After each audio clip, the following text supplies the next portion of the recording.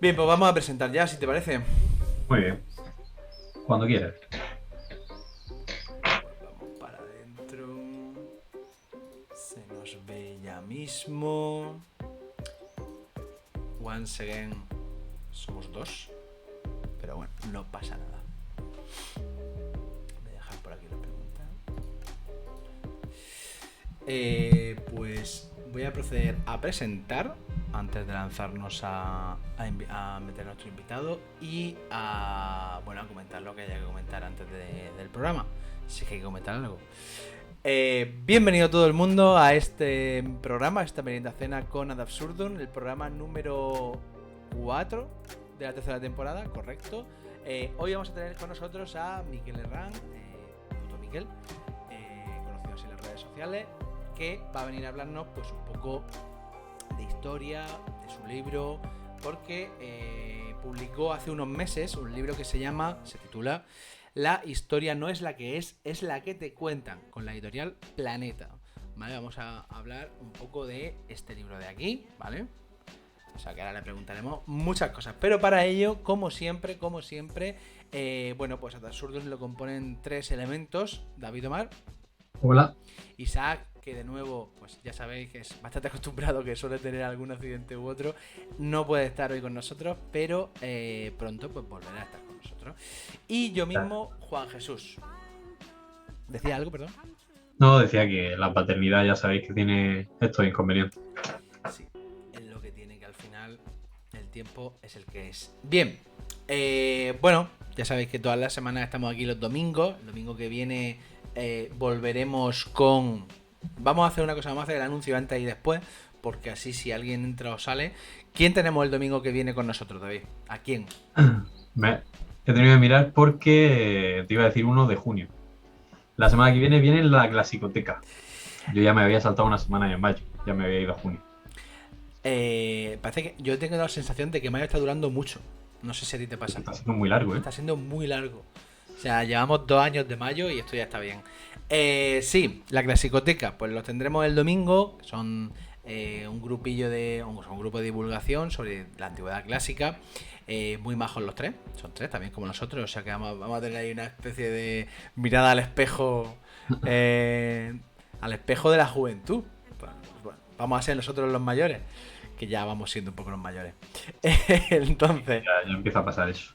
ya empieza a pasar, sí, sí, sí. Los tendremos, pues eso, la semana que viene. Así que nosotros vamos a seguir, ya sabéis, en junio con nuestras meriendas cenas. Hasta nuevo aviso. En principio también julio, pero ya veremos. Así que nada, pues yo creo que ya podemos darle paso a Puto Miquel. Ya tiene el enlace Ya para lo entrar. tiene. Mientras tanto, pues bueno, ya sabéis que el libro se publicó en diciembre. Perdonadme. Vaya, pues no lo pone. Normalmente estas cosas las suele poner. Pero no, tiene que ser enero porque pone 2022. Ah, mira, lo tenemos por aquí. Lo tenemos por aquí entrando con un cuchillo. Bueno, Estoy partiéndome. No, no es amenaza. Estoy partiéndome una naranja porque a mí me dijeron que esto era una cena, no era un mensaje subliminal. Me he despistado. De estas cosas que dices, está la cámara encendida. te has asustado por lo de la semana pasada que pusimos un cartel Cierto, con que una ibais X. tachando a la gente. Digo, pues a mí no me tachan. No, esto es un espacio en el que no hay asesinatos. No, Todavía. todavía Que no. sepamos. Que se sepa la gente que ha venido luego ha seguido tuiteando. O sea que en principio no pasa Pero nada. nunca se sabe si son bots, ¿sabes? Bueno. ¿Cómo estás, Miquel? Pues bien, bien. Bien. De visita, de trabajo de campo de la tesis. O sea que bien. Mejor que estar encerrado en la biblioteca haciendo lo mismo. Hombre, siempre Mejor. preferible una visita al campo para que te dé un poco el solecito. O sea, bueno, el campo es un depósito de un museo, pero Al o sea, el campo. sol no da tanto. ¿Se puede decir el museo o eso es secreto? Sí, no creo que haya problemas. Es el Museo Arqueológico de Córdoba, vaya. Vale. O sea, bueno, es un trabajo de cosas de los arrabales cordobeses y esas cosas. No creo que haya problema. Total, en algún momento tiene que ser publicado, o sea que... Ayer estuve leyendo sobre los arrabales portugueses. Portugueses. Ah, te iba a Cordobeses. decir. Perdona, cordobeses. Sí. En un libro que tampoco ha sido publicado, pero lo será pronto. Pero Sí. que no es nuestro, que la gente no... No. No, yo creo que nosotros los arrabales cordobeses no creo que los visitemos a un plazo ni corto ni medio y probablemente tampoco largo. Ojalá sí, pero bueno, nunca se sabe. Al menos no literariamente, turísticamente sí. Sí. Bueno, a ver, turísticamente no hay mucho a lo que hacer, casi te digo, ¿eh? O sea, tú vas y estás en un barrio construido hace 10 años o 20 años y ya está. Muy bonito, pero...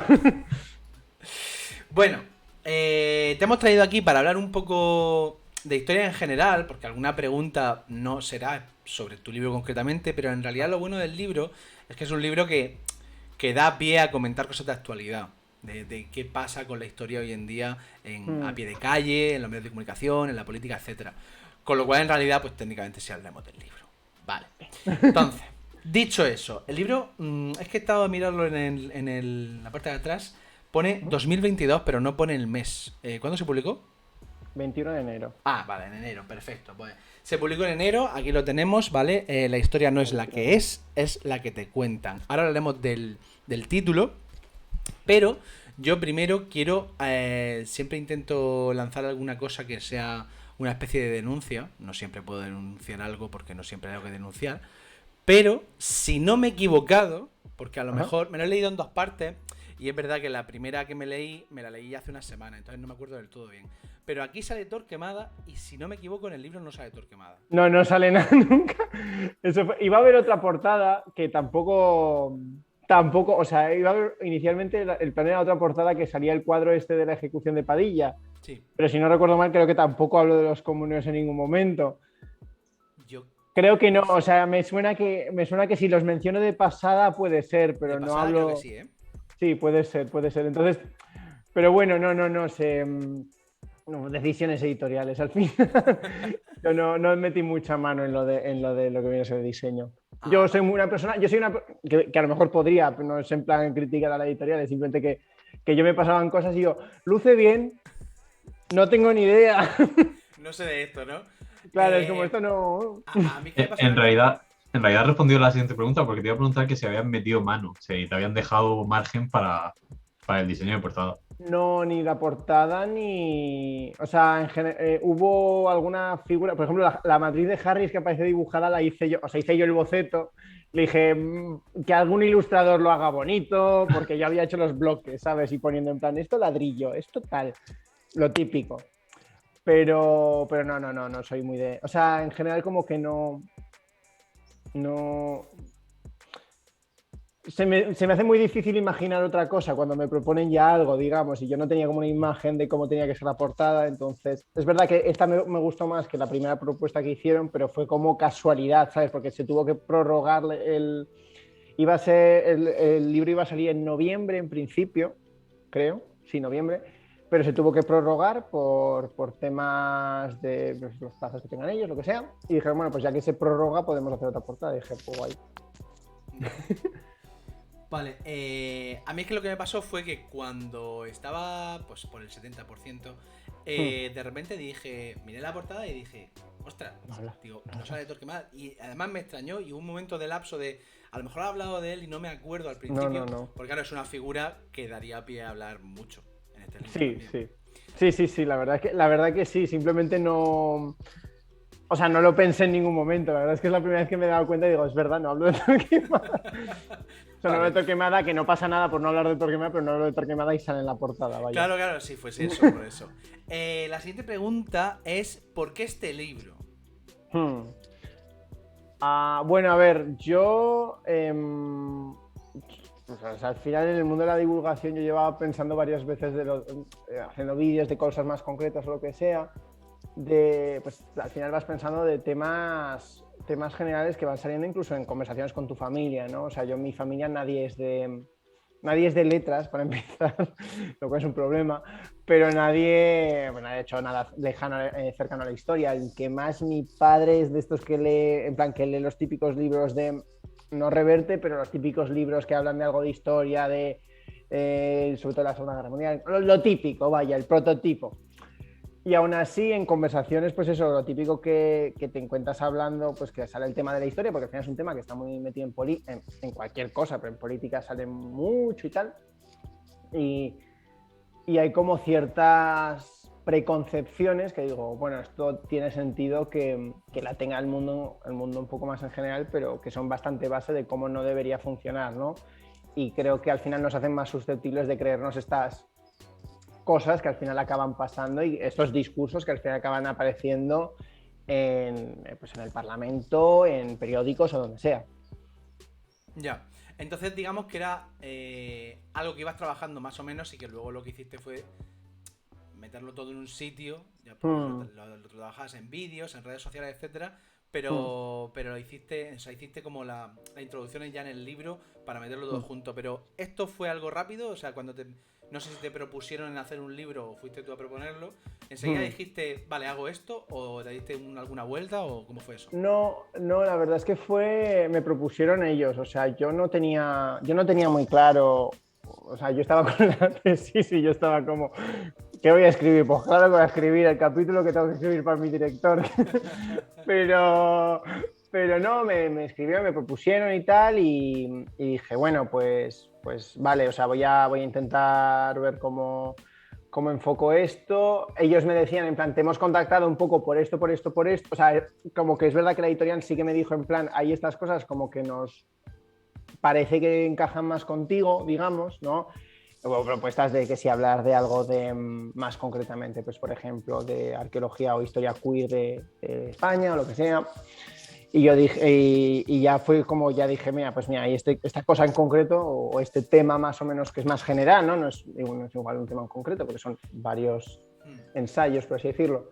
Pues esto creo que un enfoque más como una historiografía 101, digamos, me parece que es más no importante, pero un mejor sitio por donde empezar que directamente, sobre todo porque está el riesgo también de decir, voy a hablar de, o sea, el encasillamiento de la persona LGTB que habla de cosas LGTB porque eso es lo único a lo que puede hablar, ¿no? Pero eso ya son otros temas.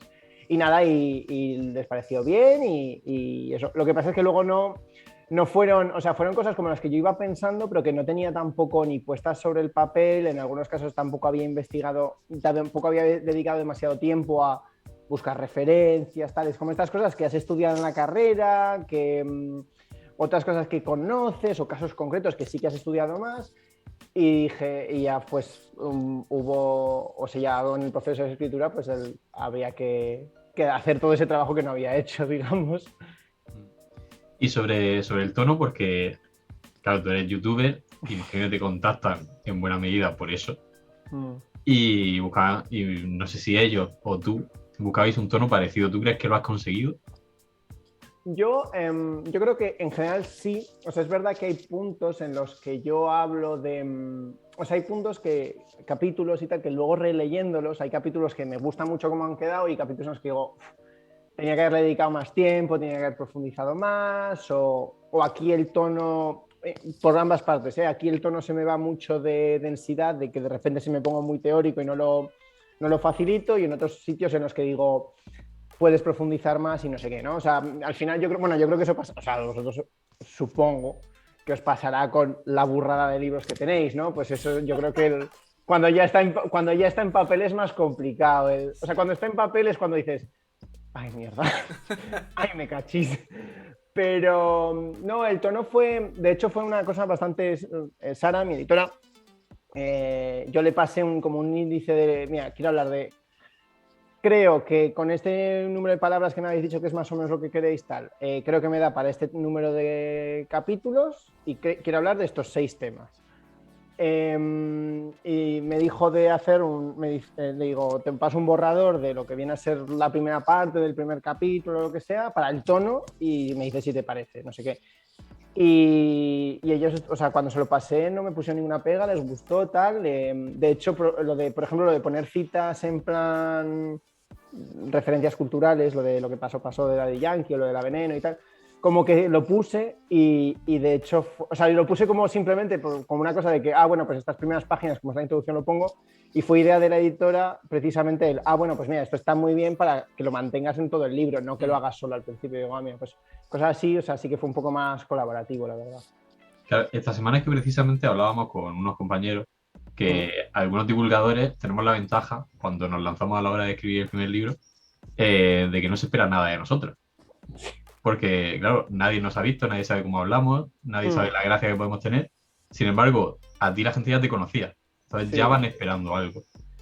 Sí. Y a veces imagino que irías con la presión de... Va a dar la sensación de que este no es mi libro, no es el libro del puto Miquel que la gente conoce del canal de YouTube. Sí, la verdad es que sí. Bueno, también es que no sé, o sea, tengo como algunas... Porque luego hay gente que me escribe... Lo típico que te escribe alguien por email y te dice, oye, o sea, que puede ser un estudiante que está haciendo un TFG, o sea, no te estoy diciendo que me está escribiendo aquí la ministra de Igualdad, no, me está escribiendo en plan un estudiante que está haciendo un TFG que necesita bibliografía de, yo qué sé, y que yo cuando puedo y si tengo tiempo, sí que doy, pero si no me da la vida, no me da la vida. Pero bueno, el caso, que creo que llegan como mails como muy, o sea, me da la sensación de que aún así hay mucha gente que tiene muchas imágenes muy distintas, ¿no? O sea, obviamente hay un cierto patrón, no creo que nadie me esté llamando facha, pero por otro lado sí que hay como más, en plan, hay gente que se piensa que yo hablo solo de historia LGTB, hay gente que se piensa que yo hablo solo de teoría, hay gente que se piensa que yo hablo solo de historia y no hablo de arqueología, cosas así, ¿no? Entonces yo creo que sí, hay gente que se espera cosas, pero al final como no puedes contentar a todo el mundo y tal, o sea, me frustra más el no estar yo contento con lo que salió, digamos, que la opinión de... Hay ciertas personas que a lo mejor sí que, porque sí que tengo una relación mayor, ¿no? O sea, mis padres, mi familia o tal, que sí que me importa un poco más, o amigos, quiero decir, o sea, no tiene, o gente que no conozco en persona mucho, pero que conozco porque son divulgadores o son personas establecidas en el campo de la historia, que sí su opinión me afecta de otra forma, pero en el caso de la opinión como más general es como, bueno, hay expectativas que no puedes manejar. Cuando Perdón, David. No. No, era siguiendo un poco del hilo de lo que has dicho antes, de cuando te pusiste, digamos, a documentarte de alguna cosa que a lo mejor no tenías tan claro, simplemente querías buscar bibliografía. Yo tengo una pregunta que era algo que a nosotros nos rondaba la mente y que de hecho nos torturaba cuando estábamos con Homo Historicus, que era, ¿tú viste algo o conoces algo en divulgación similar a lo que has hecho previo? Homo Historicus. No, pero sí. No. Además, pero eso no lo conocías mientras lo escribías. Eso es. Lo que me refiero es que mientras tú estabas en el proceso, sobre todo porque, a ver, me explico. El miedo nacía de lo siguiente. Cuando a ti te piden un libro sobre historia de España del siglo XX o sobre tal, es como, bueno, hay muchos, puedo ver lo que hay para que me quede claro que no me estoy columpiando, que más o menos está todo, que no me he olvidado de esto, lo que sea. Pero claro, en esto... Totalmente de acuerdo. Sí, o sea, era una cosa de... Claro, o sea, a ver, sí que hay libros que hablan de temas de los que yo he hablado, o de los que vosotros habéis hablado en Homo Historicus, que es en plan... Es decir, hay libros que hablan de la teoría, o sea, libros de teoría histórica y de historiografía y de la escuela de los anales hay por todas partes. Otra cosa es como que lo intercalen con casos concretos, con ejemplos o que lo hagan en un lenguaje accesible. Yo creo que ahí es un poco... Y sobre todo que lo vayan enlazando de un tema al siguiente, ¿no? Porque al final... Claro, o sea, es lo que dices, que... Y yo creo que al final un libro de historia de España, por ejemplo, o historia lo que sea, vaya, el eje cronológico siempre va a estar ahí. Quiero decir, en el sentido de... Hay una forma bastante sencilla de ordenar tus ideas y también que no parece que... También que no va a dar pie a lugar a equivocaciones, a percepciones de que estás mintiendo, liándote o que no estás entendiendo, ¿no? Porque en muchos casos también son... yo creo que ahora no tanto, ¿no? Ahora hay muchos libros de divulgación que no van tanto a... Vamos a contar los hechos en plan ABC, pero eso ha sido gran parte durante mucho tiempo. Entonces, yo creo que es verdad que no había una base sobre la que basarse a lo mejor tan fuerte, pero es verdad que a su vez también eso te deja un campo bastante más abierto.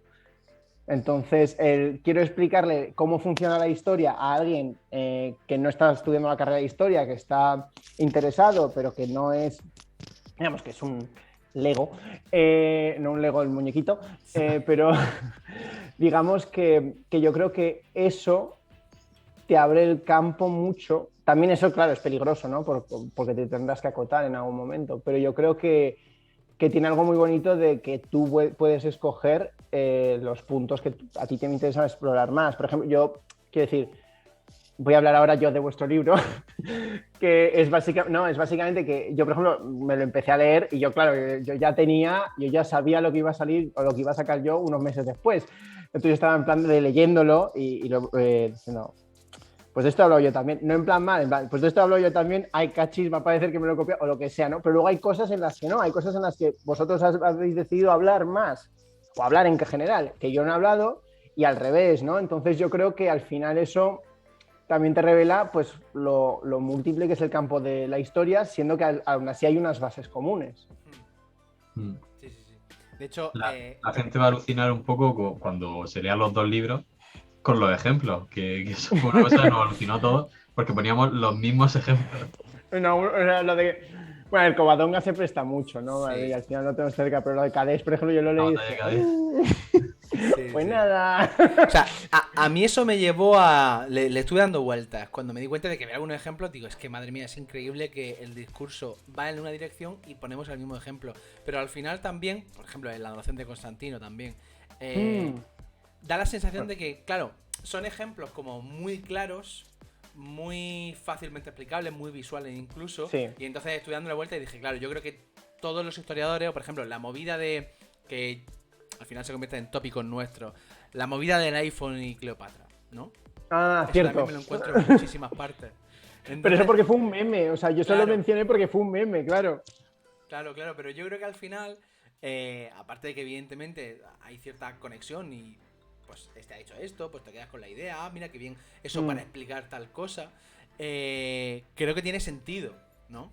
Cuando la gente se encuentre eso, pero lo guay, en el caso de los dos libros, si a alguien se les quiere leer los dos, en este caso estamos hablando del tuyo, pero bueno, es que creo que sí que son complementarios y que además, ahora iré un poco a eso, pero creo que responden de alguna manera a cierta idea que hay en el ambiente, lo que decíamos antes, pero luego iremos a eso. David, sigue. No, antes de meternos en harina con el libro, un poco por seguir con lo del tono, ¿te has tenido que autocensurar? ¿O te han tenido que censurar? No me han tenido que censurar, eso lo voy a decir, ¿eh? Porque yo escribí algunas cosas que dije, no sé si me van a decir, oye, esto no, o lo que sea.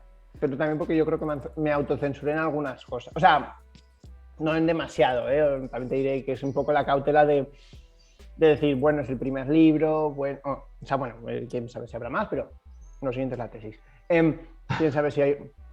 Es el primer libro, tengo que ir como, nunca he hecho esto. Ay. Bueno, vamos a... Espérate un momento, ¿he sido yo? Por favor.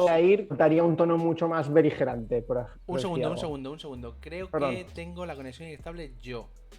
No, me hice la mía. Bueno, no sé, a mí me han puesto mi conexión a internet es inestable. Hombre, me mosquea porque tanto David como tú os habéis congelado. Entonces, te voy a pedir que vuelvas a repetir lo que has dicho. Porque es que te has quedado congelado, que es el principio de lo que has dicho. Vale, que decía que no me han autocensurado, pero que es verdad que, por ejemplo, o sea, no me han censurado, pero yo creo que sí que me han autocensurado un poco, en el sentido de por el miedo de que es el primer libro, que luego a su vez es como, en el primer libro es donde tienes como nada que perder, en el sentido de que no te has establecido, puedes decir lo que quieras, y hay gente que utiliza su primera cosa como para arramplar con todo. Pero yo en mi caso estaba como, es verdad que tenía un cierto tipo de cautela de, no tanto de no decir cosas que no, o decir cosas con las que no comulgo, lo que sea, no es en ese sentido, pero de relajar un poco el tono en algunas cosas y tal, digamos, ¿no? De no hacerlo demasiado... O de incluso no tocar algunos temas en los que, por ejemplo, yo no sé tanto, pero sé que también son mucho más conflictivos, ¿no? Yo, por ejemplo, no he mencionado nada de la guerra civil, salvo el asesinato de Lorca, porque no he estudiado ese, o sea, porque obviamente es un terreno farragoso, podríamos decir, en España, en la divulgación o lo que sea, pero tampoco es algo que yo conozca tanto como para sentirme cómodo, como para hablar en ese sentido con total confianza, al contrario que otra gente que escribe de historia. Pero bueno. Ya.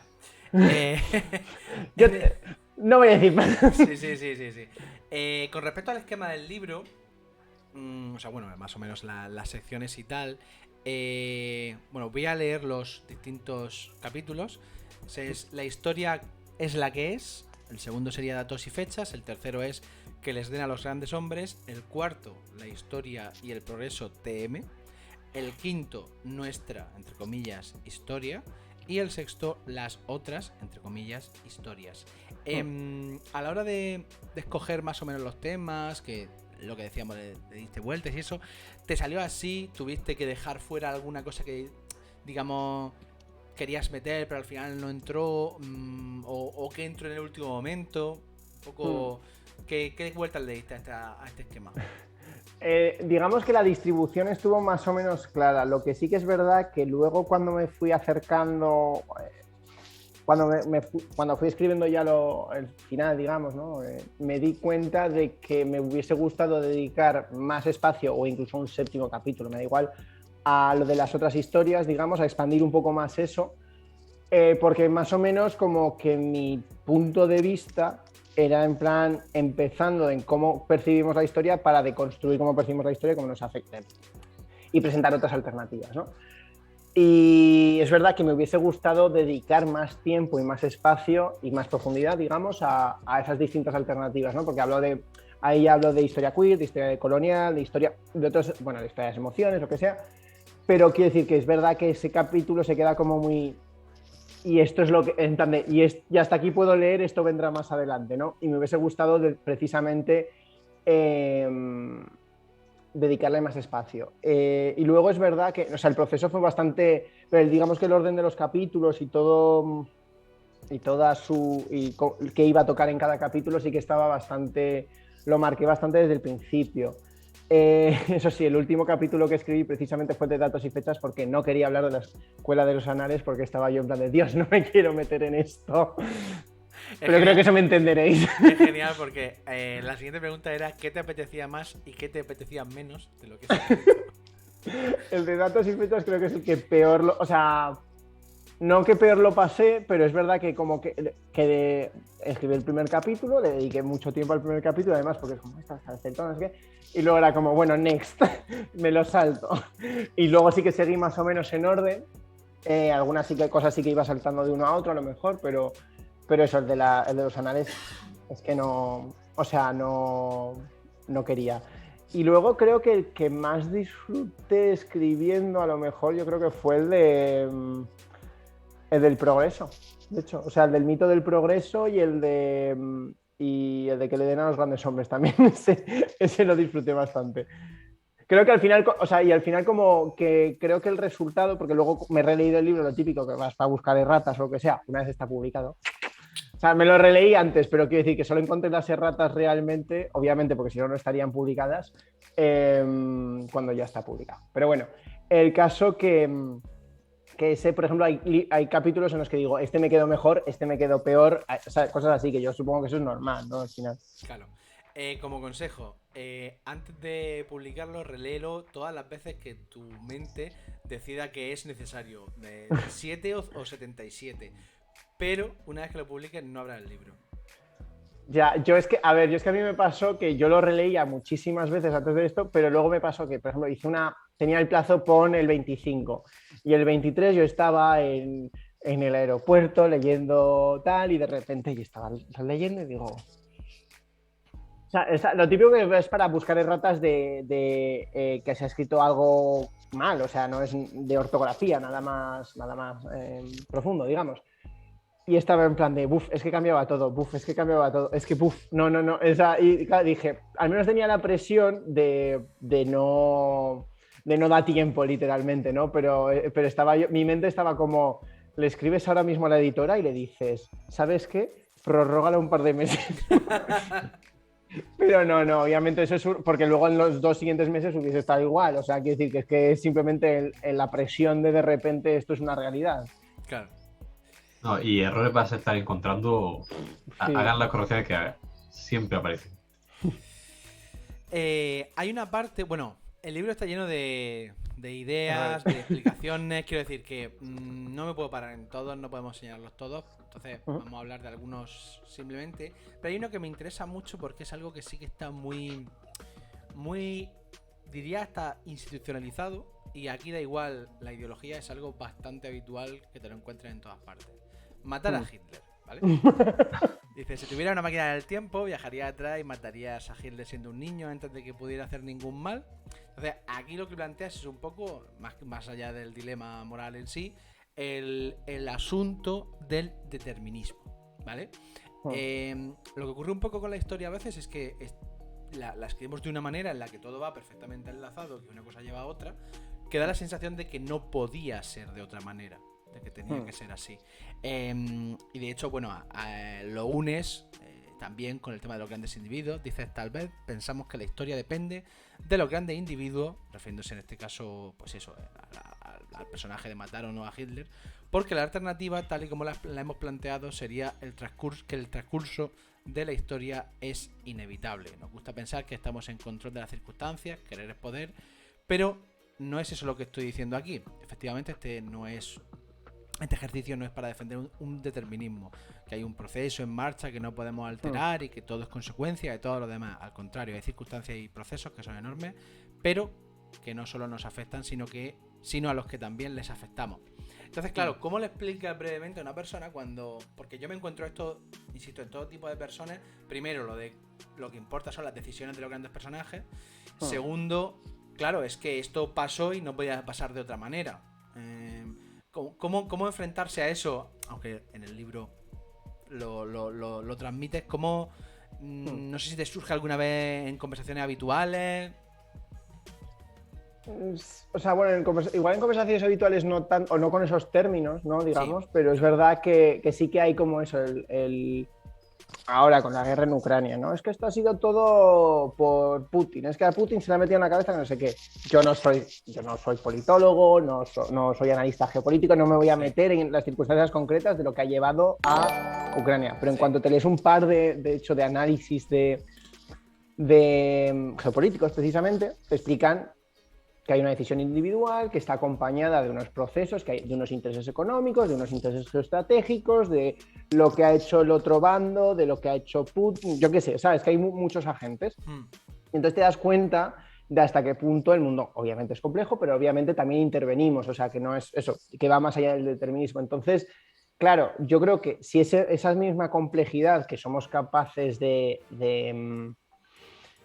yo creo que la mayor parte de la gente es capaz de ver en distintas escalas a día de hoy, en nuestro presente, digamos, es lo que nos permitiría a lo mejor ver lo que también es en el pasado, ¿no? No es que en el pasado la gente fuese más ignorante o tuviese menos agencia, sino que al contrario, bueno, no al contrario, sino que todo lo contrario, que es al final que obviamente estaban afectadas por el mundo en el que vivían, las estructuras sociales, el pensamiento, etcétera, pero también tenían un campo de acción mayor o menor, dependiendo también de su posicionamiento, etcétera, pero lo tenían, ¿no?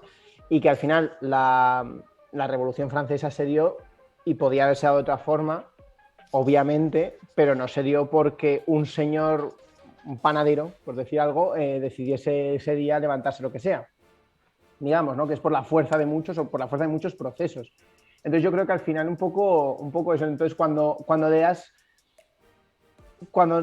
Y también es el problema de que yo creo que al final se nos intentan simplificar demasiado las cosas porque se asume que si no, no vamos a ser capaces de intentar, no te digo entenderlas, pero de verlas, básicamente. Yo no entiendo cuáles son las causas individuales, colectivas, etcétera, que han llevado a la guerra en Ucrania, pero soy capaz de ver esas distintas causas, ¿no?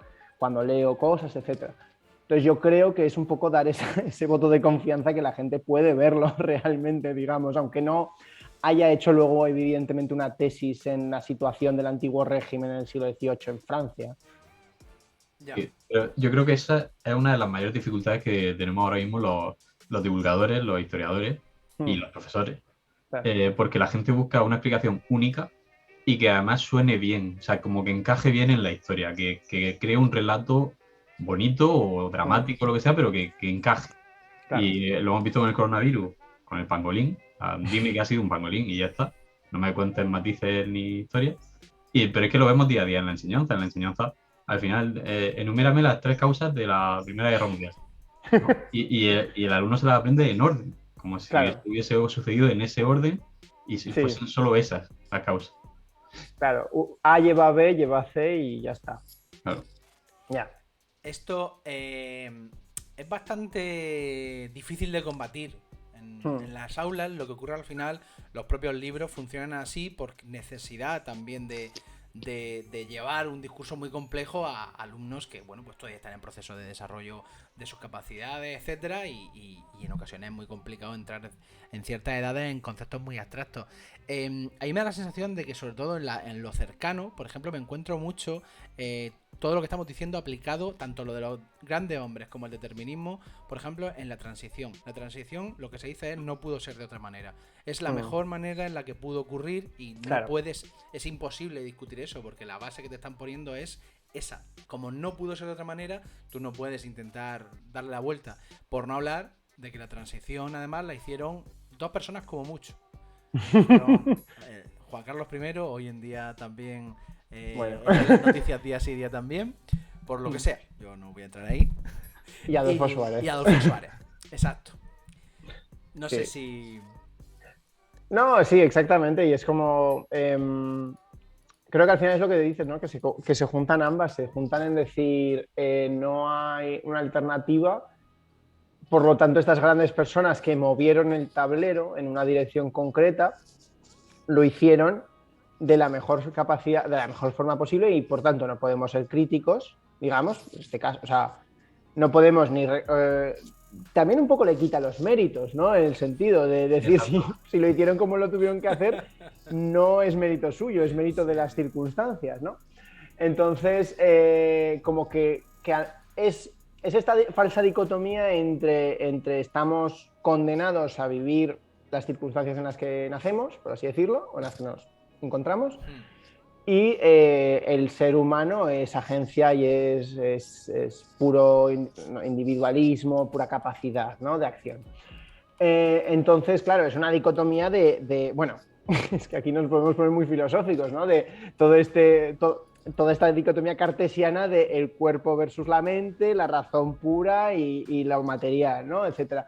El espíritu versus el cuerpo. Entonces, claro, si una vez que está al final está un poco más relacionado con lo primero, sí, pero si tú planteas la pregunta en unos términos muy concretos, que eso es un poco lo que mencioné en el primer capítulo, la respuesta solo puede ser, bueno, no puede ser solo una u otra, pero se limita el rango de respuestas que puedes dar, pero no porque haya una respuesta correcta y una incorrecta o lo que sea, sino porque a veces la pregunta está mal planteada. Claro, que al final también el problema muchas veces es que también lo comentas en el libro, si la historia se construye utilizando esas preguntas, entonces las preguntas también van cambiando. Esto lo decimos muchas veces por aquí, que el cambio de las preguntas, por ejemplo, el cambio climático, pues hace 100 años pues no era concebible, y sin embargo hoy en día se utiliza como algo habitual en el estudio de la historia. ¿Por qué? Porque ahora sabemos que existe, es una preocupación que tenemos en la cabeza, y entonces pues se aplica la historia al pasado. Sí. Hay una cosa interesante, mencionas varias veces a un personaje célebre, un pensador célebre entre los historiadores, sobre todo, pese a que él no lo es, él es politólogo, Francis Fukuyama. Lo mencionas varias veces y o sea, su idea básicamente, reduciéndola muchísimo también, porque yo aquí también he de decir que los historiadores pecamos también un poco de reduccionistas, ¿vale? Yo me leí su libro en su momento, es un poco más compleja de lo que decimos, pero en cualquier caso, él venía a decir que con la caída de la Unión Soviética pues había acabado la lucha de ideologías y venía pues una especie de planicie verde y dorada para la democracia liberal capitalista. Esto es interesante porque también enlaza de nuevo con lo que estamos diciendo, que es que la inevitabilidad de las cosas, ¿no? Estamos aquí veis, ha caído la Unión Soviética, eso explica que otro modelo no es posible, que ahora solamente pues vamos hacia ese futuro. Y lo enlazo, y te lo arrojo de nuevo sin pregunta, con una cita que me gusta mucho de una autora que falleció hace un par de años, que era Ursula K. Le Guin, una autora de ciencia ficción y fantasía, que ya siendo anciana, tiene una frase muy, muy potente, que es: vivimos en el capitalismo, la voy a traducir un poco. Su poder parece ineludible, lo mismo que ocurría con el derecho divino de los reyes. Cualquier poder humano puede ser resistido y cambiado por los seres humanos. La resistencia y a menudo el cambio comienzan con el arte, y muy a menudo en nuestro arte, el arte de las palabras. Porque bueno, hablaba de su claro. oficio. Entonces conecto un poco esto, porque aunque no comentas el caso de Fukuyama, pero o sea, sigue muy presente incluso hoy en día ese concepto, ¿no? Incluso el propio futuro no puede ser decidido, ya vamos en la línea. Claro, sí, o sea, bueno, al final es eso, es el mito del progreso, es toda esta idea de que el desarrollo histórico ha ido en una línea que es de la simpleza a la complejidad, ¿no? Que al final esto también viene con ciertas ideas supremacistas, como no puede ser de otra forma, ¿no? Del modelo correcto y el modelo bueno de organización económica, social, política, etcétera, es el modelo que nosotros consideramos, que al final, pues obviamente siempre viene desde el yo, ¿no? El mío es el bueno, el de los otros es malo. Pero claro, en este caso pues es el de la democracia liberal, el neoliberalismo, etc. Entonces, claro, te crea una idea de que por eso estábamos en el fin de la historia y por eso no hay más, y ahora lo único que cabe es un perfeccionamiento de lo que ya hay. Y esto, por supuesto, es complaciente, ignora las realidades mucho más oscuras y mucho más complejas de cualquier sistema económico, sociopolítico medianamente complejo, ¿no? En el caso del capitalismo global lo vemos y lo conocemos, como puede ser la sobreexplotación de los recursos del planeta, de sociedades en países del tercer mundo, etcétera, la distribución desigual de la riqueza, bla, bla, bla. Pero quiero decir que al final es esta idea de la direccionalidad en la historia, que por supuesto, y a mí lo que me parece más grave, bueno, no más grave, pero desde luego uno de los efectos de esta direccionalidad en la historia es precisamente esa necesidad de crear un ranking. Nosotros estamos primeros, nosotros estamos los más civilizados y por tanto, quiero decir, al final la idea de progreso es la que sirvió para justificar muchos de los abusos del colonialismo industrial del siglo XIX, ¿no? O del colonialismo del siglo XVI y el colonialismo mercantil también, ¿no? Vamos a evangelizarles para salvar sus almas, vamos a llevarles el progreso y vamos a llevarles la civilización, porque necesitan estar en el mismo punto que nosotros, estas sociedades, y por tanto, obviamente esto era un poco una fachada para para justificar unos intereses económicos y unas racionalizaciones que damos para justificar otro tipo de realidades y otro tipo de realidades más complejas, pero al final este tipo de discursos de que hay una direccionalidad en la historia, claro, yo veo a Francis Fukuyama y digo, vale, ¿y qué hacemos con, obviamente qué hacemos con tribus de pastores, les tenemos que obligar a que vivan en una democracia libre? ¿Qué hacemos, sabes? ¿Qué hacemos con esta gente que tiene su propio modo de vida, a veces incluso a margen de los estados, ¿no? O sea, claro, el aplicar una direccionalidad a la historia ya crea una moralización de la historia, que es lo que realmente es peligroso en este sentido. Ya. De hecho, una de las cosas que se suele decir, que Fukuyama, en el momento, en el 2001, con el tema del ataque a las Torres Gemelas, es cuando no, que su teoría queda invalidada. Sin embargo, yo creo que incluso muchas veces lo que estamos viendo ahora, que sobre todo invalida mucho lo que dice, es la reacción que estamos viendo en muchos países, sobre todo europeos, aunque también caso de Brasil, caso de Estados Unidos, hay como una reacción hacia elementos conservadores bastante radicales que señalan que la ventana de Overton se ha movido a la izquierda cuando se está moviendo a la derecha. Claro. Esto me lleva a una cosa importante que quería un poco trasladar con respecto al momento de salida de este libro. Fue publicado casi al mismo tiempo que el nuestro. Los dos más o menos van en la misma dirección, que es el hecho de que cada vez más divulgadores están hablando en redes sociales, en los distintos medios de comunicación, de YouTube o lo que sea, o en Twitch. Están explicando qué es la historia, cómo funciona, cómo nos la cuentan, las problemáticas que envuelven todo eso. Pero al mismo tiempo estamos viendo ese reforzamiento de los discursos, sobre todo de memoria pues muy reaccionaria, muy conservadora. Lo vemos en Hungría, lo vemos en Polonia, lo vemos en Estados Unidos y lo estamos viendo en España también. Algo mucho más pues relacionado con una memoria tradicional del pasado y que en los últimos años parecía que se despistaba un poco, pero que ha vuelto con mucha fuerza y lo vemos presente en las mesas de las librerías. ¿Crees que hay conexión entre ambos procesos? ¿Crees que el que los divulgadores estén hablando de eso tiene que ver con lo que ven a pie de calle o simplemente ha dado esa casualidad en la que, bueno, pues no tiene nada que ver con ese auge de ese discurso?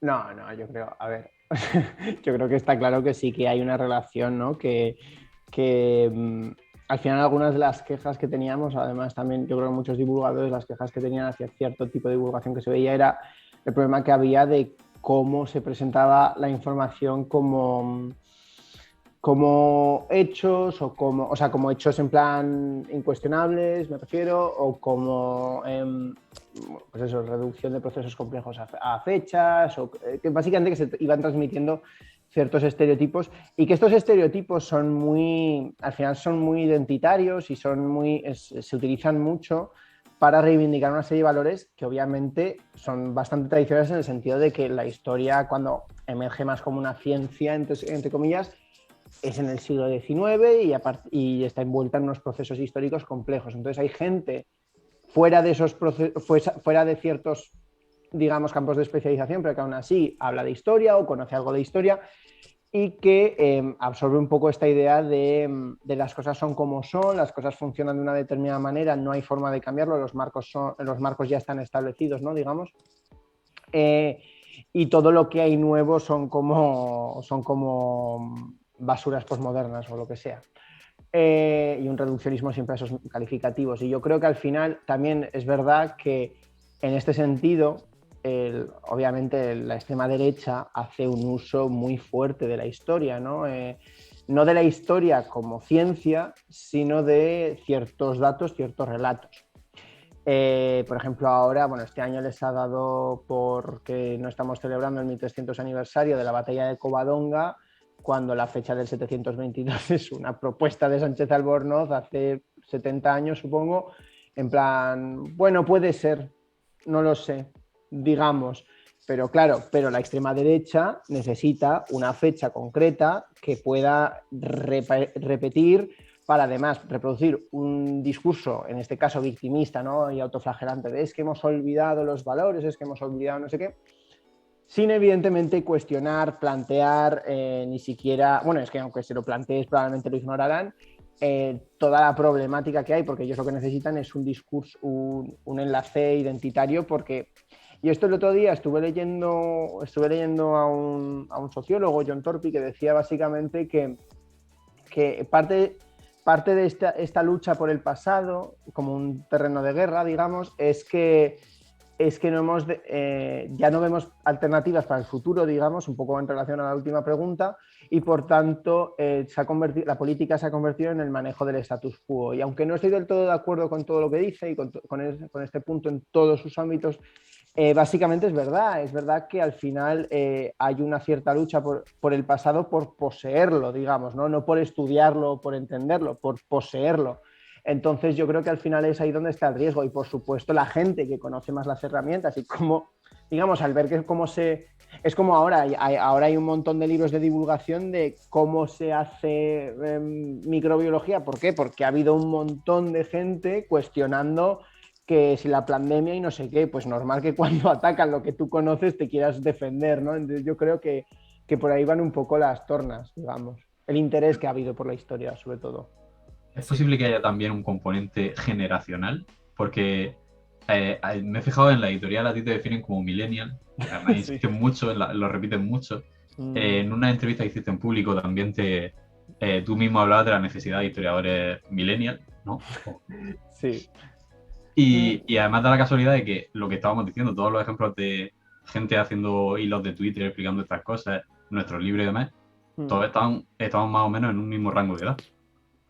Sí, yo creo que ahí, por un lado está que son herramientas nuevas y que conocemos. Claro, que al final, yo creo que, yo creo que aquí me podría hablar horas, pero básicamente por un lado están las herramientas que son nuevas, por otro lado es que muchos hemos estudiado una carrera que luego hemos encontrado unas salidas laborales limitadas en relación a practicar lo nuestro, ¿no? Digamos, entonces hay veces que es incluso no pura frustración, pero puro en plan de, mía, he estudiado la carrera de historia, me encanta la historia, pero tengo que trabajar escribiendo noticias, ruedas de estas en un boletín o en una oficina o en lo que sea. Voy a aprovechar estas nuevas herramientas que me dan un altavoz para escribir de lo que me gusta, ¿no? O hablar de lo que me gusta, hacer vídeos de lo que me gusta, directos de lo que me gusta, lo que sea. Yo creo que por eso por un lado, y por otro es verdad que al final en el campo, sobre todo también igual de los medios más tradicionales de divulgación, están copados, ¿no? Digamos, por ciertos nombres que obviamente se han labrado una carrera muy larga y muy tal, pero quiere decir que al final están copados por esa gente que ya pertenece a otra generación, ¿no? Entonces hay como sí que creo que hay una cierta necesidad de una historia que nos hable más a esta gente que ha salido de la carrera o que está empezando la carrera o que o que ya empiezan a ser generación Z y que ellos nos achacarán luego, ¿no? Supongo, pero vamos.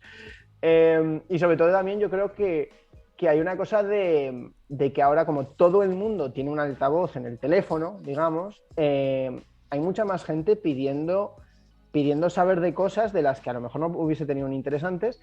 Y en el caso de la historia yo creo que también es importante el elemento de la gente que se ha quedado, a la que han dejado fuera tradicionalmente de la historia, ¿no?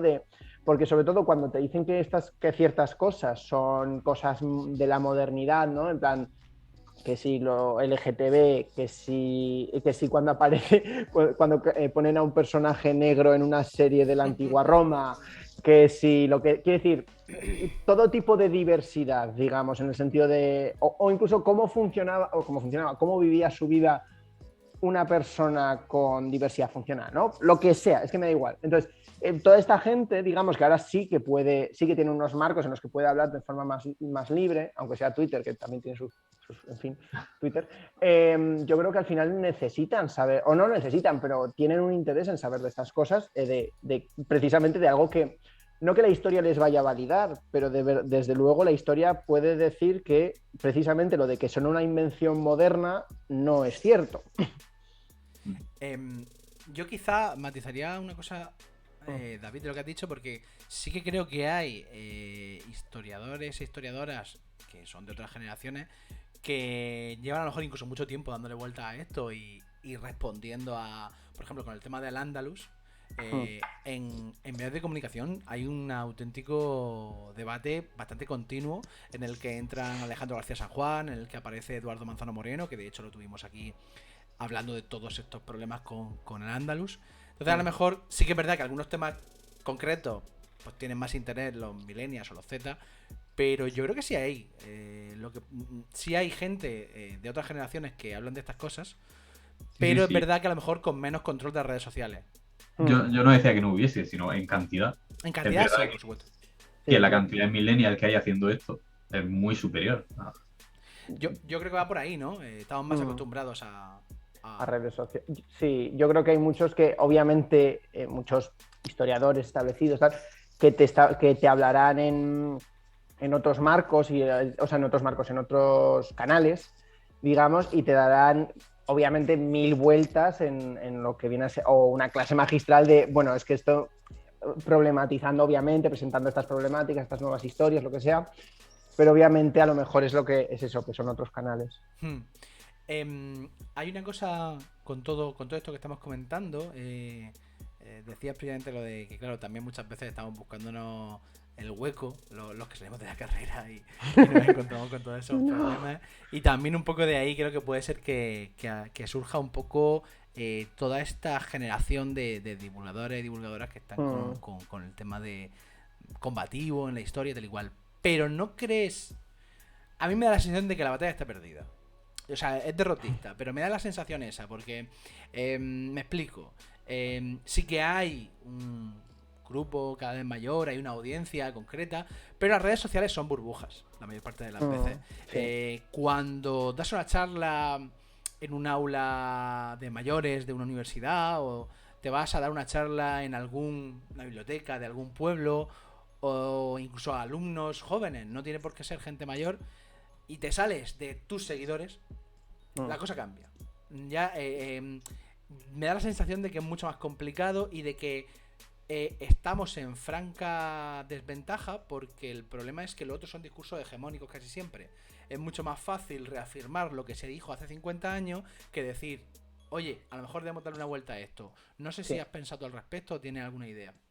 Sí, no, la verdad es que, o sea, sí que he pensado, lo peor es que lo he pensado, pero no tengo, o sea, es como, no tengo idea más allá de no me acuerdo quién dijo esa frase, porque es de estas frases que también salen, que es frase célebre, ¿no? De combatirlos en las calles, yo no sé qué. Básicamente lo único que se me ocurre es diversificar, o sea, que siendo un divulgador que, yo qué sé, yo por ejemplo, pues tengo el canal de YouTube, lo que sea, pero que hay que buscar un poco esas redes, por un lado, hay que buscar diversificar un poco, pero por otro lado no damos para todo, ¿no? Yo no voy a estar haciendo vídeos de YouTube, escribiendo libros, haciendo directos, dando conferencias itinerantes por toda España, lo que sea, ¿no? Me muero. Pero sí, como tejer esas redes, yo creo que al final es lo importante, de gente que hace un trabajo, por ejemplo, igual incluso más local, ¿no? Yo tengo, conozco a las compañeras de Gestóricas y hacen un trabajo, ellas pues sobre todo hacen paseos, ellas están más establecidas en Madrid y en Granada, pero tienen otros proyectos y tal, y por otro lado conocen a gente que hace también, son guías y hacen paseos, que hablan con gente a pie de calle, que son de todas las generaciones, y hay veces que tendrán un grupo que serán todo millennials, por así decirlo, o bueno, que estarán en los 20, los 30 tempranos como mucho, y luego tendrán un grupo por la tarde que serán señores mayores y a ellos les darán, no el mismo esto, obviamente lo adaptan, pero que siguen dando estas problemáticas, ¿no? O hablan de otras historias, etc. Entonces, yo creo que en ese sentido, lo que debería haber un poco más a lo mejor es comunicación precisamente entre divulgadores que hacen distintas cosas, ¿no? En ese sentido, como una red de apoyo que vaya un poco, que entreteja un poco esas relaciones entre lo global, o sea, más general o más que tiene una tirada un poco, digamos, a discursos como más general, y a la gente que comunica la historia de su barrio, que al final, por ejemplo, eso le interesa. O sea, yo no me sé la historia de yo qué sé, es que ahora no me iba a salir, pero voy a decir Chamberí porque es barrio, pero bueno, por decir algo, pero alguien que viva en Madrid y que lo comunique y que haya de paseos por ahí, pues a lo mejor sí que lo conoce y lo comunica o lo que sea, ¿no? Entonces, yo creo que al final, si tejemos esas redes, sí que hay una posibilidad mayor de al final afectar no solo a nuestra audiencia, que eso es el problema, ¿no? Pero teniendo en cuenta, esto a lo mejor entro en modo salseo, que no solo aquí no podemos hacer eso, pero ¿No? en ocasiones, no mucho, somos muy sosos. No, a ver, me da la sensación en redes sociales de que como Twitter tiene ese componente de señalar que algo está mal entre los divulgadores, teniendo en cuenta que hay soberbia en ocasiones, que hay envidia en ocasiones, que hay malas prácticas o lo que sea. No entro, que últimamente está muy de moda hablar de lo de copiar, no entro en copiar, eso por supuesto que no, eso no está bien.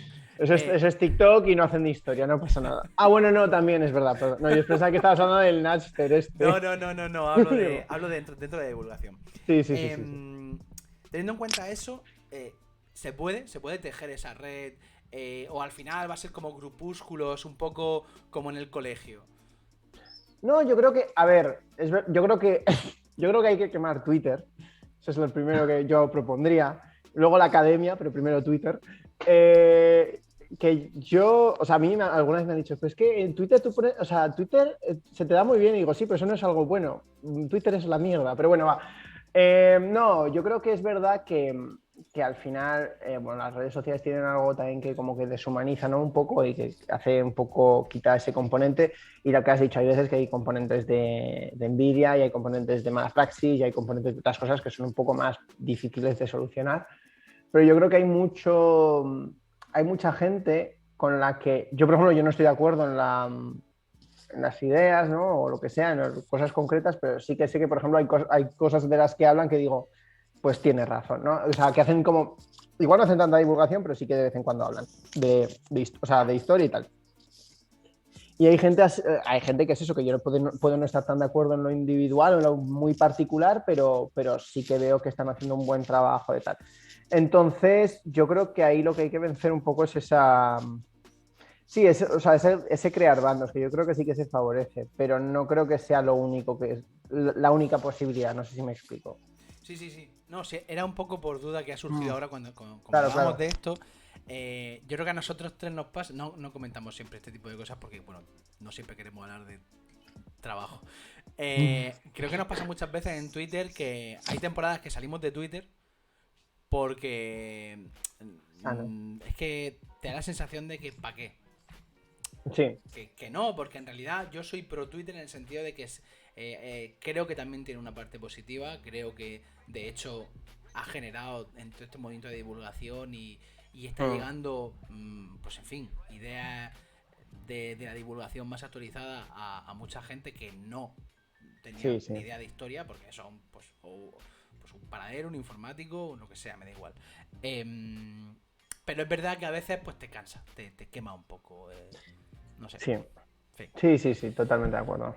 ¿Hay algún comentario? Vale, voy a ir leyendo. Te iba a decir que por ir aliviando un poco, Daniel Aquillude ha dicho que hay que ponerse modo caballo de Troya. Creo que lo que quiere decir es trotskista. Pero no sé qué decir. Y luego ha dicho que para él Twitter sigue siendo maravilloso, que si no, no nos conocería. No, sí, a ver, yo digo lo de quemar Twitter un poco de broma, pero sí. Hay cosas bonitas. Hay un comentario de Manchapot, dice, me encanta la colaboración, bueno, una entrevista, pero sí, me encanta, bueno, que le gustamos los dos proyectos, tanto el Putomíguez como Absurdum, y que hace poco ha terminado tu libro, que un saludo a los tres desde el podcast, Cuéntame Hermosura, pues un saludo también para ti, y muchas gracias, o para vosotros, por estar por aquí. No soy Ross, dice, claro, que esto es un poco lo que decía yo ahora de Twitter también. Yo envío totalmente la oferta divulgativa actual. Creo que hace una labor encomiable y muy necesaria. Bueno, más allá de muchas gracias, pero elogio y tal, pero creo que eso es cierto. A mí me pasa. Hay veces que entro en redes sociales y es verdad que digo otra cuenta de divulgación y la primero, yo soy poco así. Lo primero que digo es, madre de Dios. Pero luego digo, joder, qué chulo. Habla del románico en no sé qué lugar concreto y yo no tengo ni idea de eso. Pues voy a sopar, ¿sabes? Creo que en realidad es lo que decías, ¿no? La historia de Chamberí que te cuenta no sé quién, que a lo mejor no solo es interesante para gente de allí, sino que te llega y te informas y aprendes un poco o lo que sea. Y dice Pepe Asakura que pienso que la historia siempre se ha enseñado o transmitido en forma de hitos. Esto era un poco de lo que hablábamos antes. Momentos clave, grandes periodos, pero que esta especificidad siempre ha faltado. Vale. Un saludo de Alex el Capo. Te lo iba a decir, por favor, saluda. Sí. Hola. Tengo que saludar porque si no. Y que la sección de paquete Twitter se pasa cada 15 minutos de exposición a ciertas cuentas. Bueno, es un poco. Hay guerras civiles en todas las áreas de divulgación. Sí, también es cierto. Hoy he visto un tweet que se hacía eco el mulo.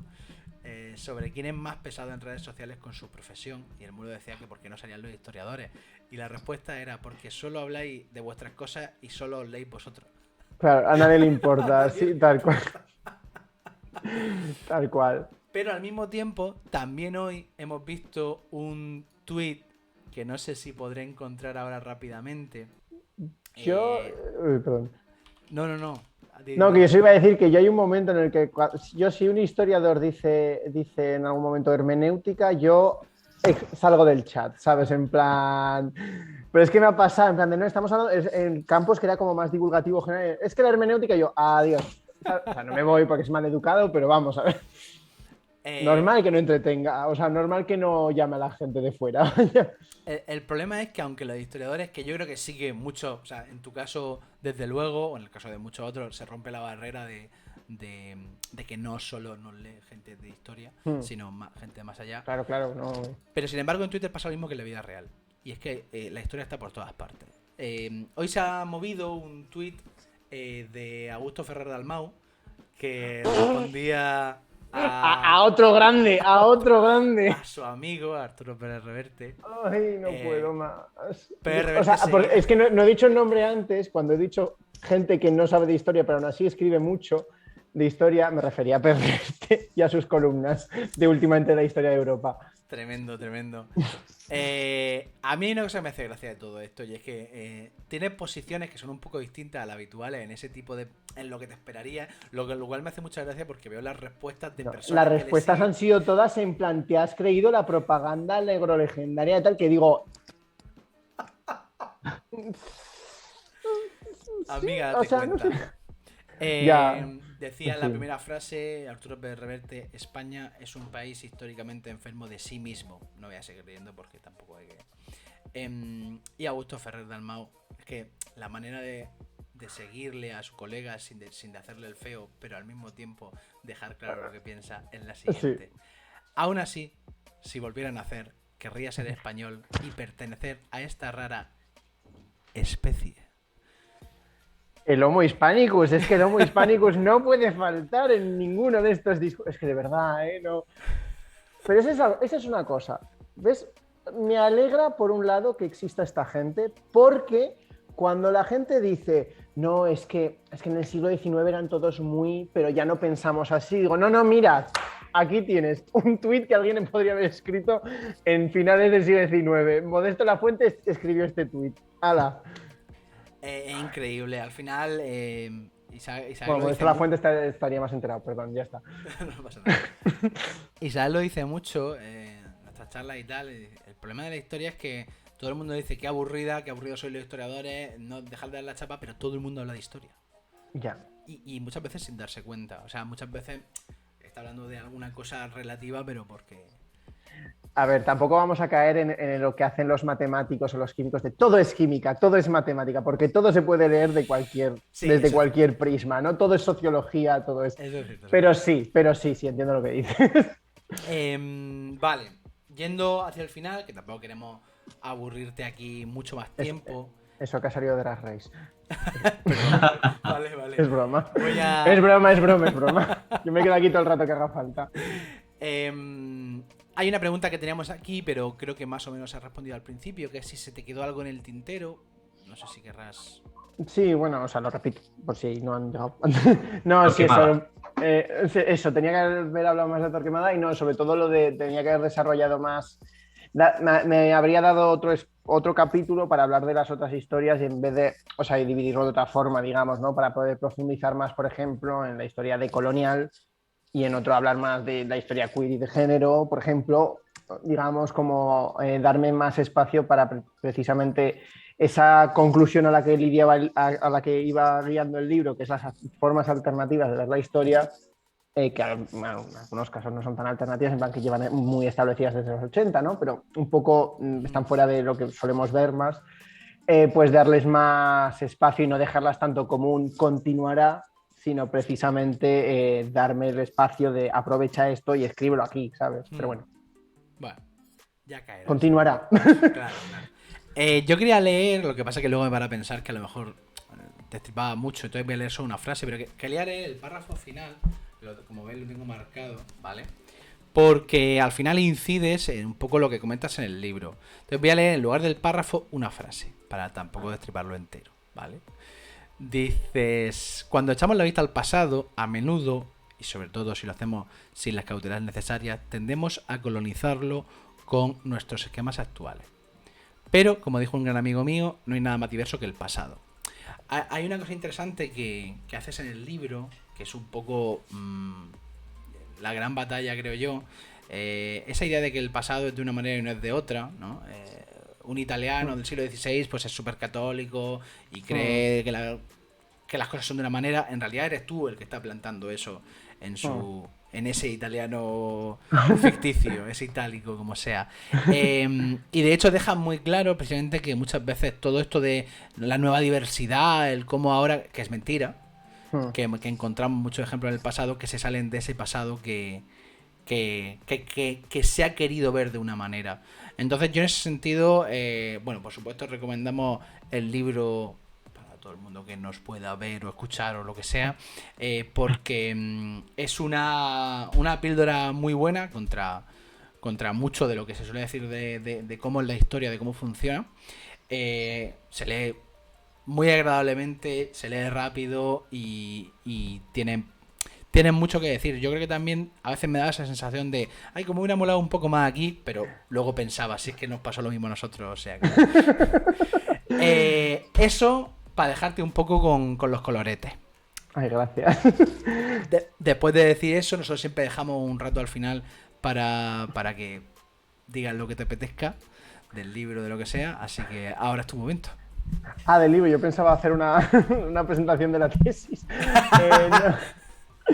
No, la verdad es que, bueno, que muchas gracias, bueno, algo que os gusta y muchas gracias por haberme invitado bueno, es que al final coincido en muchas cosas con vosotros, tanto incluso lo que decís, ¿no? Precisamente que había como un momento, no es casualidad de que el libro están discutiendo cómo se hace la historia, cómo se hace lo que dicen los ingleses, ¿no? Cómo se hace la salchicha, digamos, no la salchicha en sí, aparezcan en divulgación hoy en día, ¿no? Y me parece importante y tal. Y en ese sentido también es verdad que es eso, que me hizo mucha ilusión escribir el libro. También es verdad que es eso, cuando salió dije, ojalá hubiese tenido más tiempo, más espacio, sobre todo, ¿no? De más palabras para ir más en profundidad, pero también yo creo que no hay que ser, o sea, hay que ser ambicioso, pero no tocar todo a la vez, digamos. Y en ese sentido estoy contento con lo que ha salido, digamos, ¿no? Cosas que siempre dices, esto lo habría escrito de otra forma, lo que sea. Y, joder, que me alegra un montón también ver que, o sea, en parte, cuando leí vuestro libro, que es eso, que yo estaba ya dije, mira, bueno, me alegra ver que gente que está más establecida que yo en esto de escribir libros ha escrito cosas con las que coincido totalmente, o sea, no totalmente, pero que coincido y que vamos en la misma dirección y que no sé qué, no sé cuánto, ¿no? Entonces, me alegra ver como, digamos, lo que habéis dicho, ¿no? De que hay como una cierta dirección y una cierta demanda y un cierto interés que yo creo que habla mucho del momento en el que estamos para bien, no en el sentido de que eso es precisamente igual un poco en contra de lo que has dicho, ¿no? Pero que no está la batalla perdida porque hay gente que quiere saber más y que tiene esa curiosidad, ¿no? Entonces yo creo que al final no es solo dar esa curiosidad, cumplir con esa curiosidad, pero también plantar la semilla de la curiosidad y del cuestionamiento en otra gente, ¿no? ¿Cómo se dice? Ahora no me sale la palabra, pero básicamente eso, el adoctrinarles, iba a decir, ¿no? Adoctrinarles en que sean críticos, que me parece que es algo muy importante.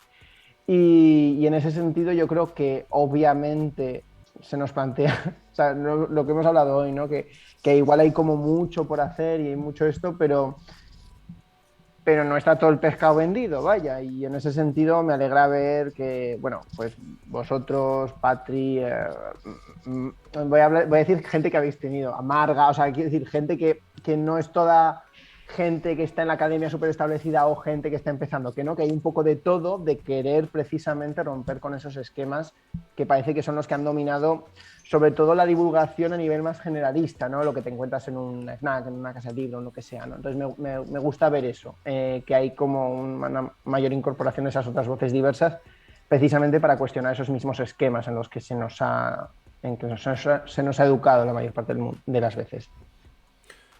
Pues vamos, muy de acuerdo con lo que has dicho. Que sepas que a mí lo que me pasa muchas veces es que digo una cosa, pero en mi mente pues me obceco. No, lo digo no por... No, soy un poco un soldado de los tercios español, un ala triste, ¿no? Que lucha en las batallas perdidas como si fuera un Rocroi por entrar. ¿No te has planteado posar para Ferrer Dalmau? Solo desnudo, si no, no. Si no, no. Ya lo haré con Augusto. Es que además Augusto, es que no me jodas, vaya nombre. Ya, bueno, es que sí. Qué tío. Menudo dominen ha sido ese. Bueno. Vaya. No pasa nada. Yo los hago todo el rato, en plan, por las coñas, no pasa nada. Sí. Si la gente puede dirimir que es una coña. Yo tengo amigos que se llaman... No tengo ningún amigo que se llame Augusto, ahora que lo pienso. Iba a decir, conozco a Augustos que son muy majos, pero en realidad no. No que no sean majos, que no los conozco. Se está perdiendo. Con ningún Augusto, sí, se está perdiendo. Es un nombre que tiene que volver. Tiene que volver como el Imperio Romano. Que ya está bien. No. La típica pregunta final es el próximo libro. El próximo libro, imagino, es la tesis doctoral, ¿no? Pero eso me lo han preguntado, pero es que además me hace gracia cuando o sea, porque ahora al menos han pasado unos meses, pero en plan, la semana siguiente de sacar el libro me dice, ¿y cuál es el siguiente libro? Que obviamente el manuscrito lleva ya tiempo escrito, pero digo, ¿me queréis dejar? Estoy agobiado. No, me gustaría escribir otro libro, o sea, sí, pero ya veremos. Es que el siguiente, bueno, lo siguiente tiene que ser la tesis, entonces como que eso me cierra un poco todo, ¿no? Y luego, quién sabe, porque si tengo que publicar mi tesis, vais a tragaros un libro publicado por la editorial que sea, porque no estará interesado Planeta seguramente, pero bueno, sobre la vida doméstica en la Casa Andalusí y la islamización social. O sea, ya está, no pasa nada. O sea, es posible que ese no lo leamos. Eso sí es posible. Pero desde luego traerte para hablar del libro sí te traeremos. Aunque, bueno, en junio probablemente, espero, tendremos un libro que evidentemente no es una tesis doctoral, pero que en realidad va un poco por lo que acabas de señalar. O sea, eso te iba a decir, digo, me has dicho hace una hora que no hemos estado leyendo un libro de alguien de Al-Ándalus y no te vas a leer mi libro con la tabla de los no sé cuántos galvos de cerámica sin que no te lo vas a leer. Mira, me parece fatal. ¿Vale con la introducción? No, a ver, desde luego, o sea, es un tema que apasionante y que en realidad puedes venir aquí a hablar de eso y espero que así sea, que sepas. La verdad es que no lo he calculado, pero creo que eres la persona que más veces ha venido. Venido 2 veces, creo. No, has venido 3 veces. Tres Exacto. veces, sí. Has venido 3 veces o eres de las personas que más veces ha venido. Con lo cual, que sepas que, bueno, que tú siempre estás invitado para venir aquí cuando tengas alguna cosa que comentar. De la tesis no te preocupes que no. Pero porque yo no quiero, no por nada. Vale. Pero bueno, que sepas que podrás, que aquí tienes tu casa, que puedes venir Muchas cuando gracias. quieras. Y bueno, pues estamos en contacto. Ay, muchas gracias, de verdad. Un abrazo. Un abrazo. Hasta luego. Pero De cara a los espectadores, que sepáis que la semana que viene tendremos a David. la clasicoteca, estoy ahora mismo haciendo el cartel. Perfecto. Pues la semana que viene lo tendremos por aquí. Hablaremos entonces de la antigüedad clásica y también de muchos cuestionamientos al respecto de la misma, ¿vale? No hablaremos solo de lo de siempre, estructurado, concreto, monolítico, no sé. Le daremos una vuelta a eso. No es nada preparado.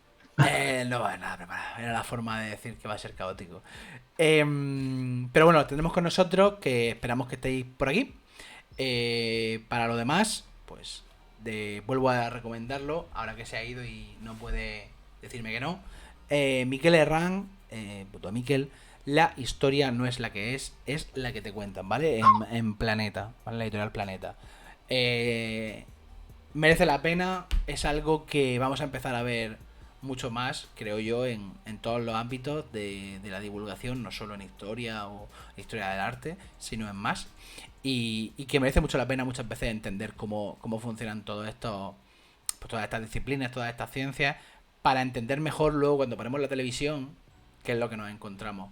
Aunque siempre un especialista pues tendrá la mirada más amplia en ese asunto y comprenderá mejor los temas, pero no está de más tener algún truquillo de estos bajo la manga. Pues nada, David. Nada, a empezar la semana y ya pues nos vemos de nuevo el domingo. Lo dicho, nos vemos el domingo. Hasta entonces, que vaya muy bien la semana, que vaya muy bien sobre todo el lunes. Un abrazo a todo el mundo.